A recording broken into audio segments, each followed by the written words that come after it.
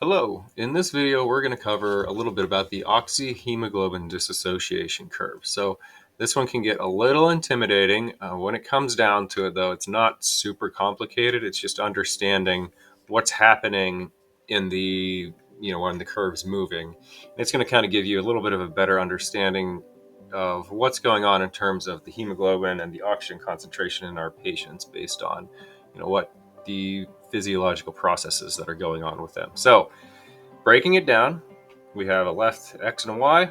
On one side, we have saturation of hemoglobin and a percentage. So that maxed out at 100. We can never go over 100%. And down here, we have the partial pressure of oxygen. So if we get a blood gas on our patient and we look and we say they're 98%, should be around here. Now, this isn't a perfect graph because it's hand drawn, but just bear with it.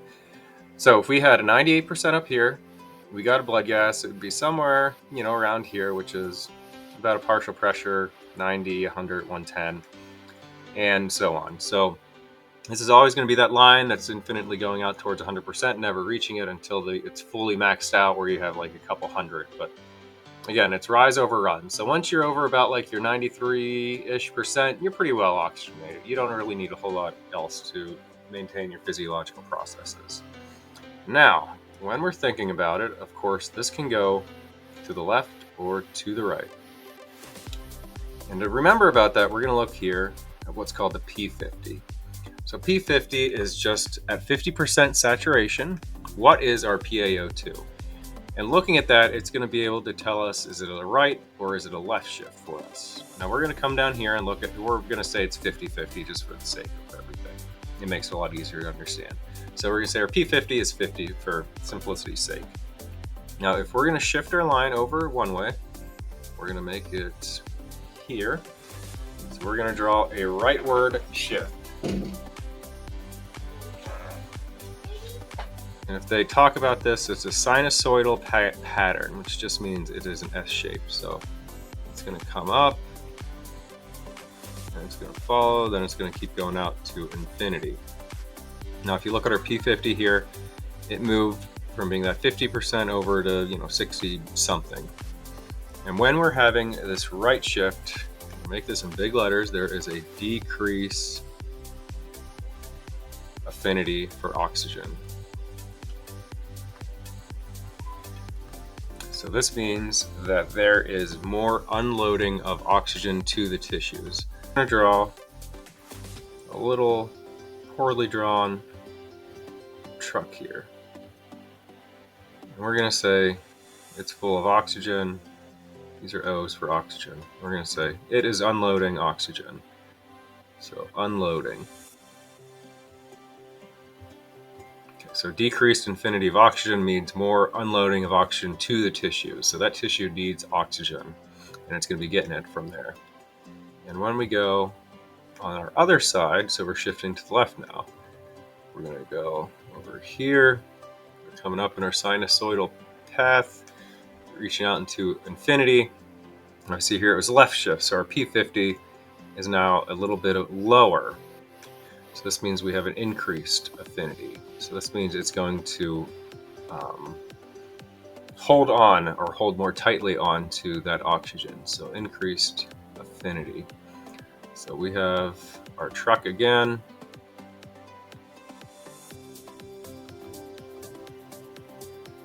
So we can get it drawn. So we have our truck here, but it's saying we want to keep the oxygen here. Draw it up. We don't want any of that oxygen to come off. The hemoglobin molecules are saying this is our oxygen.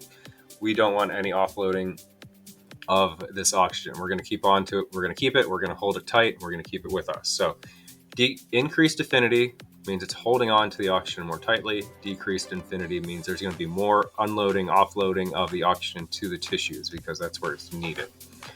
So what is going to actually cause changes in this? So let's move this guy over a little bit. We're going to talk about that one in a minute. And let's keep everything color coordinates so we know, we can remember what's going on. In terms of this guy now, so a right shift, we're going to put it up here. Right shift, we can spell right today. So So right shift, a couple things that's going to be going on. One of them is a decrease in your pH, which would be an acidosis. And we also have an increase of CO2. So remember, with our blood gases, if we have a decreased pH, usually it's due to, if it's respiratory, it's going to be from that increase in our CO2. So it's kind of going along the way that we wanted it to go. So we have an increase of CO2. And remember, this is my little memory jogger I use for this one. Decreased pH, everything else is going to be up. So we're going up in our CO2.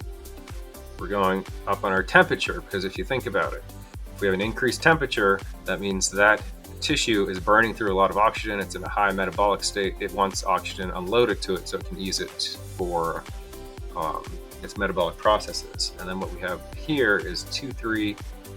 It's called DPG and maybe called BPG. B is in boy, depending on who you're talking to or where your source is. But we're just going to call it DPG for the sake of today. Now what we have here is a right shift, decreased affinity for oxygen is an increase in unloading to get to the tissues in the presence of decreased pH and increased CO2 temperature and 2,3 DPG. And what this goes down to is these guys here. We have our pH and our CO2. We're going to think about those for a minute. So this comes down to what we have called the Bohr effect. So the Bohr effect describes hemoglobin's lower affinity for oxygen due to an increase in the partial pressure of carbon dioxide, which we have there, our CO2, and or a decrease in the pH. So this right shift is going to be what's called for our Bohr effect. Okay, so we have our decreased pH, increased CO2 is that Bohr effect. Now going up to our other side, so we're shifting over left now. So we're going to go blue for this one. We're going to talk about a left shift.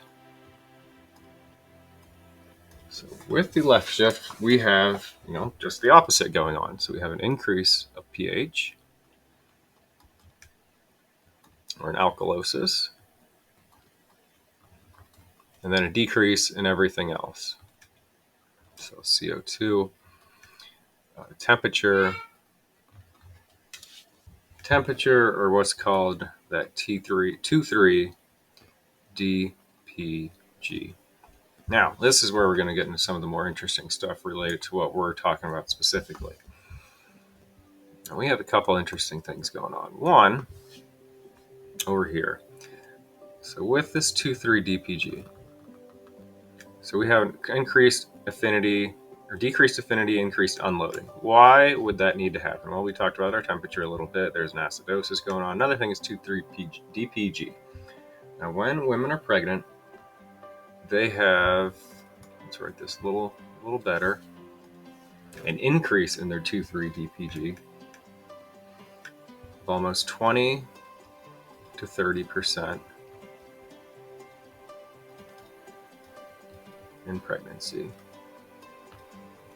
So why is that important? Well, we want the fetus to get oxygenation. So we want oxygen to unload onto that baby, or unload into that placenta, that way it can be transferred over the umbilical cord, get to the baby, give that baby its oxygenation.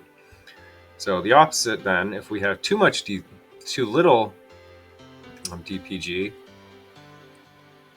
it's going to pull this all the way over. The same thing, we pull this all the way over. So that's where that's going to be coming into play. Now on our other side of the world, with our left shift, we have another interesting fact. So we have what's called hemoglobin, but we have a special kind. It is called fetal.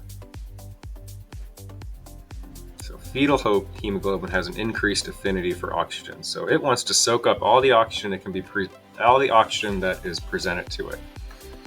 Now with this, we have a couple things going on that we're going to talk about. Now let's go make this one green. So we have on here, this would be oxyhemoglobin. And the other side, we have our deoxygenated, or just deoxyhemoglobin, to keep it remembered. We're going over here now. So in these ones, we have oxygen It's coming into the hemoglobin molecule, binding with our iron, getting out to the rest of the body. I'm just going to draw our oxygen to know that it's coming in. O2, it's going in there. Now, on the other side, we have our deoxygenated. So we took our O2, we unloaded it, offloaded it, sent it to the tissue where we need it to go. We have picking up carbon dioxide in its place. Down here we have our 2,3 DPG also comes on. So we get 2,3 DPG. And what about that 2,3 DPG is it is a competitive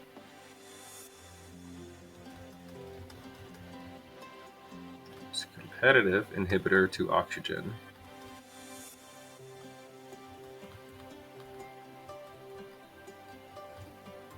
So it is going to try to take up the places of oxygen, and it's going to be fighting for those oxygen spots on that hemoglobin molecule. So to take it up, we have an increase oxygen uptake with too little or less, or not necessarily little is the right way to think about it. We have less 2,3 DPG, we have increased uptake. We have an increased 2,3 DPG, we have a decreased O2 uptake or offloading. So increased affinity, decreased affinity. Now what about that fetal hemoglobin? Well, fetal hemoglobin's special in the sense that it really wants to pick up oxygen. So the baby is not floating around with adult hemoglobin. They have their fetal hemoglobin. We'll make it green. And with that fetal hemoglobin, so HbF is sometimes how you see it abbreviated in literature at term. So baby's like 39, 38, 40 weeks around there.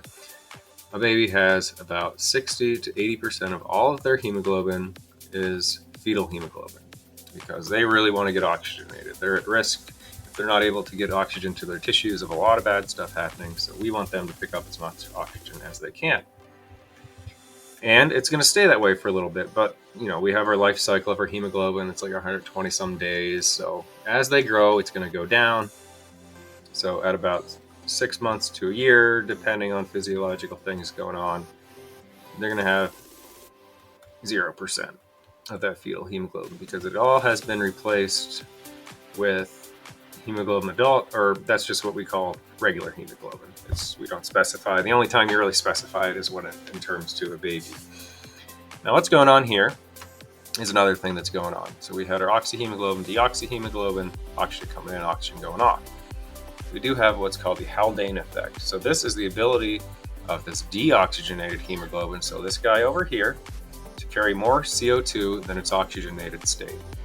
So with this Haldane effect, we have the ability of the deoxygenated hemoglobin to carry more CO2 than when it's oxygenated. So when it's oxygenated, it's floating around doing its business. Once the O2 is offloaded, we're going to have 2,3 DPG that's going to prevent the oxygen from binding, increase the binding to our CO2. And that's what we have with our Haldane effect. So ability of deoxyhemoglobin to carry more CO2 than when it was in the oxygenated state. So over here, let's draw it. More CO2 loading. So it's going to be picking up CO2 to bring it out to the cord, the placenta, so it can then be excreted through the placenta to mom. They can do what they need to do to get rid of it.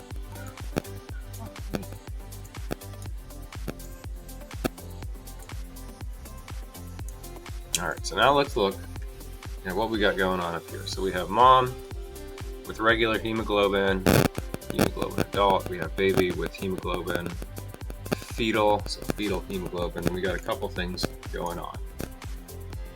Now let's go with red because we're talking about blood now. So we have blood that's going to go through our system. Down here's our placenta, back out into the venous system, same thing, arterial system, placenta, out through the rest of the body. Now we got to think about our PaO2s, so concentration of oxygen. So with mom, she's hanging out about 100 partial pressures or millimeter of mercury. So these are all in millimeter mercury. It's going to come through here, unload a certain amount of it to the baby, pick up some CO2, come back out here. And down here where we have our PaO2 checked again, if we looked at our venous system compared to our arterial system, it'd be like 33 to 40. There's a pretty good range on that, but it's not a specific number, but you have an acceptable range. So we have our mom, 100, offloads, tissues use it, yada yada. It comes back about half because a lot of it got unloaded.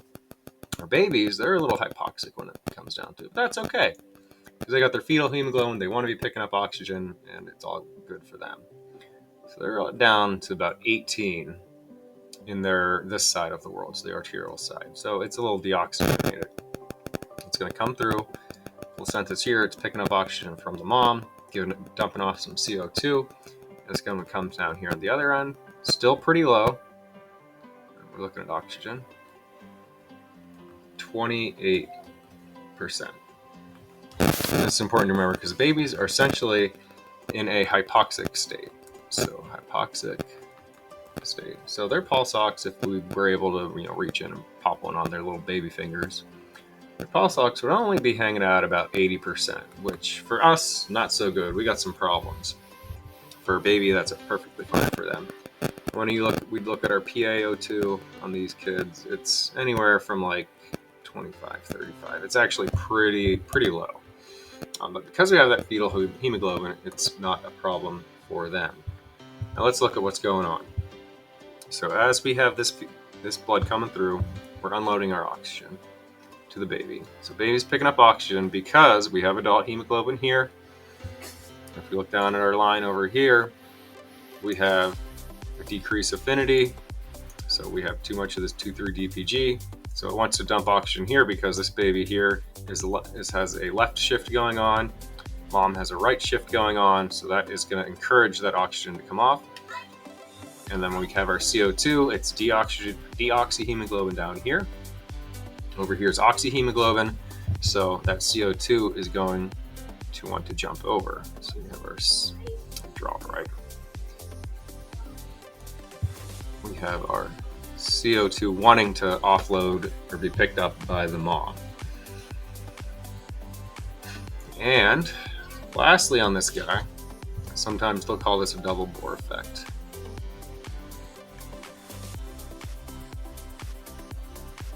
So we have a double Bohr effect going on because we have the increase of the CO2, the decrease of the pH. We have a lot of the 2,3-DPG coming along. We have a little 2,3-DPG on this side, and it's going to want to make sure that everything's going the way it's supposed to be going.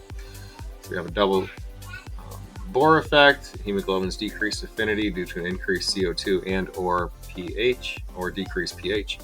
So we have enhanced unloading.